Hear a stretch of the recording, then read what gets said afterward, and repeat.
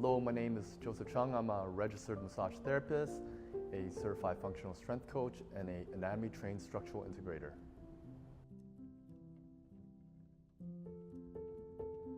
So what initially drew me to the health and fitness industry was chronic back pain. So in my early 20s, I had chronic back pain that probably stemmed from lifting something really heavy in my early teens. And then in my early 20s, I had to sit a lot for work, sit a lot for school, and then I was doing martial arts at that time that required me to do a lot of rotational type of movements, and my back would flare up. And because of that, my teacher at that time that was teaching me martial arts told me to go to Chinatown to look for a Chinese bone setter. Yeah, so he said, hey, the Chinese bone setter will help you out, and he should be able to help fix your back. So I went to see the Chinese bone setter in Chinatown. I was a little bit skeptical at that time. My knowledge of anatomy was pretty low. I thought he was going to break my back or something. But I went anyways. I went to his house. I was actually at his house. I walked into his house. He was across the hallway in his kitchen. He was a 85-year-old Chinese grandpa, right?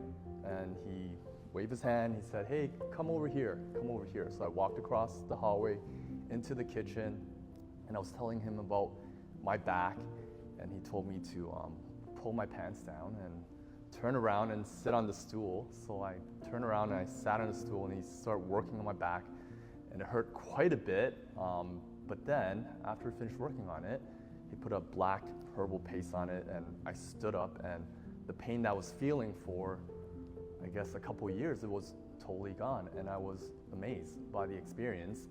And after 4 to 5 more sessions, my back was pretty much fixed. And from that, I was like, hey, I would really like to learn Chinese bone setting. But he was 85, he was very traditional, he didn't want to teach anybody, so I just went back to school and finished up my accounting degree and went into the accounting force. But that sparked my interest in hands-on manual therapy. So later on, when my dad passed away when I was 30, my dad passed away because he had cancer.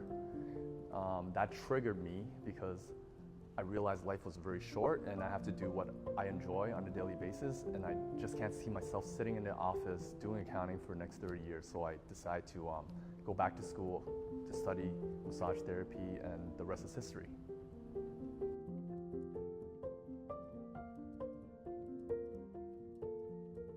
I think the most challenging part was actually convincing my wife, Jessie, at that time that I was going to quit my job and go become a massage therapist, and we will have to sell our condo and move back in with my mom. So luckily she was very agreeable, and she actually wanted to leave her job too, and we both did it. So that was the most challenging part. I think the specific moment that I realized I made the right decision was when we moved back home to my mom's house, and I woke up in the morning and I am laying in my childhood bed. Jessie was out teaching at Good Life at that time, and in my head I was like, that life of being an accountant is gone. It's behind me. I'm starting a new path, and I don't have to wake up and go on the GO train, take the TC, rush to work and do accounting for the rest of my life. And that's when I realized that's the right decision I make. I felt like such a big relief.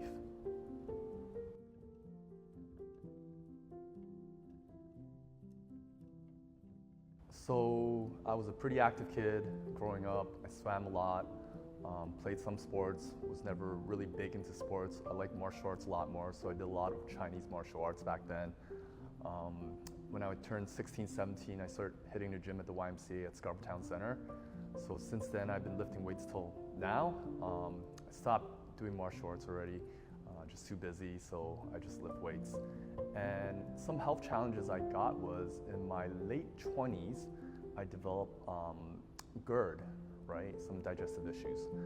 I think that's a combination of me going out late at night, partying, drinking a lot of alcohol, eating processed food, and then at the same time my dad was sick with cancer, so the emotional aspect and also the physical damage I was doing to myself was a little too much, and also doing a job that I didn't enjoy. So I developed GERD. I was diagnosed with it by going to the doctor, and I would feel very uneasy. Like I would eat something, I would feel really, really full. I would burp a lot. I was very gassy. I had a lot of discomfort around the middle of my chest. I had acid reflux, and I thought, hey, like, how do I get rid of this? There's certain foods I would eat would trigger it and make it worse. And I went to the doctor. They prescribed me Nexium, and they said that, hey, take this I guess they never told me when I would have to stop taking it. But talking to one of my older coworkers at work at that time, he said he's basically on it for life. And I look at the side effects of Nexium, and it didn't look that great. So I tried to look for alternative ways to heal myself. So I went to Chinese medicine. That helped a bit. They always said, hey, don't drink alcohol, right? So eventually I cut out alcohol. I went on some pretty extreme diet, like I went vegetarian for a couple of months, and eventually I did feel a lot better. And I started taking some probiotics from Camp Prev as well. Yeah. I didn't feel great. I'm like, why am I? It's like the back pain. When I had the back pain, I'm like, why is my back hurting, right? Like I'm 20 years old. Like, how would my back feel when I'm 30 and 40? So I was getting these digestive issues. So I'm thinking like, oh man, my internal organs are like getting destroyed. So I didn't feel good. I think I was a little depressed. Like I'll eat a little bit of food and I'll be full the whole day. I was kind of losing weight at some point, so it wasn't a good feeling. So after the initial going vegetarian for a bit, I got a lot better, but I did have relapses in the past 10 years, right, till now. So those relapses will happen when my immune is compromised. Like when I get sick, I would burp a lot, I'll feel a little bit uncomfortable, but not as severe as in my late 20s. And also if I eat too much of food that I'm not supposed to eat, it will flare up as well. So what ended up happening was my dad had colon cancer at 50, so I had to get a colonoscopy at 40. So when I got my colonoscopy, they found a medium-sized polyp, right? And the doctor said, hey, don't worry, we're just gonna take this to the lab and get it checked out. But then the next day, or next 2 days, I think 2 days later, he gave me a call. I was like, why is this guy calling me? And he said, not to worry, you don't have cancer. But the polyp is high risk. It has a potential to become cancerous because you have low risk polyp that would never become cancerous, but I was on the high risk side. So he wanted me to come back and do a second colonoscopy just to make sure he cut everything out. So when he told me that, I felt like I'm not invincible anymore. I'm not immortal. Like I can actually be like my dad when he turned 50 and have cancer. So I started looking at my lifestyle. I thought I was pretty healthy. I thought I ate enough vegetables and drank enough water. But then Jessie actually got a colonoscopy too. And she had a little tiny polyp, but then her polyp was non-cancerous, right? Or it was low risk. So I started looking at what she was doing with like my daughter Harley, like our daughter Harley, and she was actually eating a lot of fruits and vegetables throughout the day. So like she'll cut up all the fruits for both of them, they'll eat it while I'm working, and I would not be eating that. So I was only getting maybe 1 or 2 servings of fruits and vegetables a day. So after that, I started to eat a lot more fruits and vegetables, 5 to 6 servings, increased my water intake. She was drinking a lot of green tea. Green tea is anti-cancer as well, so I started drinking a lot of green tea. And by increasing the fruits and vegetables in my diet, my digestion feels amazing now. I haven't had a relapse since. I think it's because I was taking a lot of probiotics, but I wasn't getting the prebiotics in my system. So the good bacteria had nothing to eat. So I just keep replenishing my good bacteria. It didn't have the right food. That's what I'm thinking, I'm not sure. And my digestion's been pretty good. I don't belch anymore. When I'm sick, I don't really have any symptoms. So I feel really, really good. Yeah, and that took me 10 years to figure out.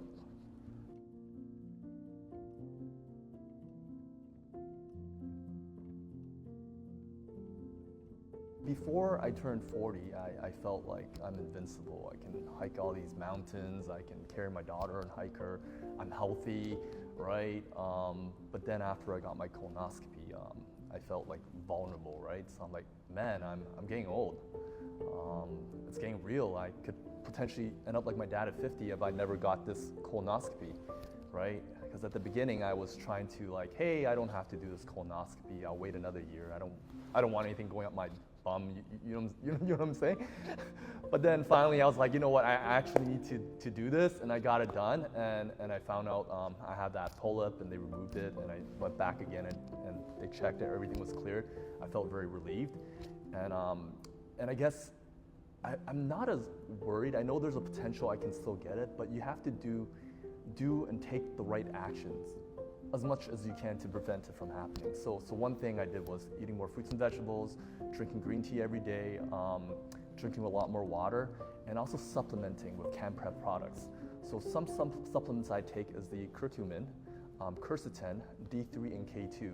So I did some research. So the combination of those 3 supplements will actually help improve your colon and your gut health, and also decrease the size of polyps, right? So that's why I started taking those supplements, and I take it on a regular basis. I don't skip, like every day I take it. And also de-stressing, like don't be so stressed. Everything will be okay, right? And I believe that because I have the mindset that I can do something about it before it happens, I'm not as worried. Because in 3 years, you know what I'm gonna do? I'm gonna go get another colonoscopy. The safest way to prevent colon cancer is to get that colonoscopy, cut it out so that it'll never become something worse. I didn't have a good balance at the beginning when my daughter came out, but now I'm making sure that, in the morning I get my workouts in, I get to walk, I make sure I eat like at least 3 fruits in the morning, drink enough water, fill my bottle of water while I work so I can sip it in between. And then actually take some time off so that I can wind down and spend time with the family.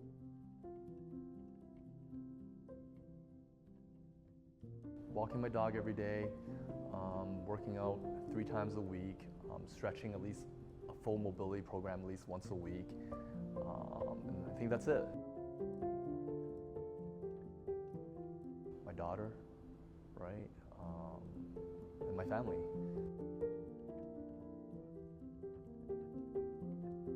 I guess just seeing people get better, right? Coming in, having a good time with them leaving off the table if they're like very fired up when they got on the table, like they're in their fight and flight mode.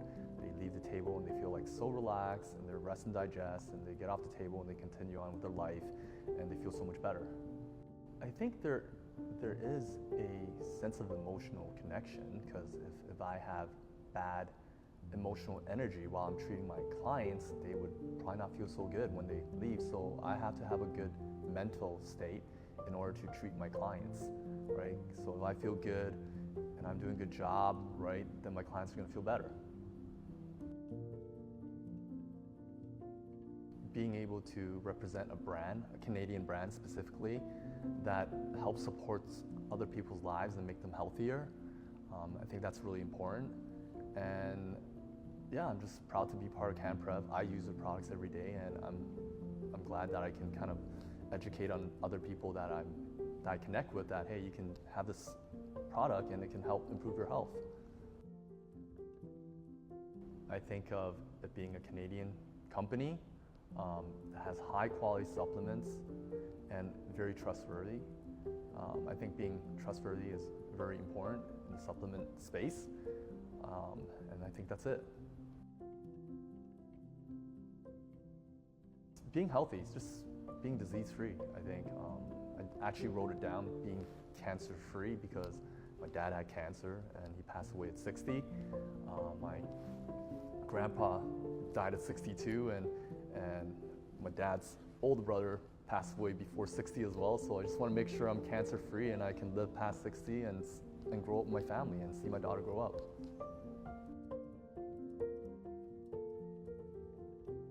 Don't stress. We'll all be all right in the end, and eat your fruits and vegetables. So one message I would like to send to all Canadians is to stay happy, healthy, and strong.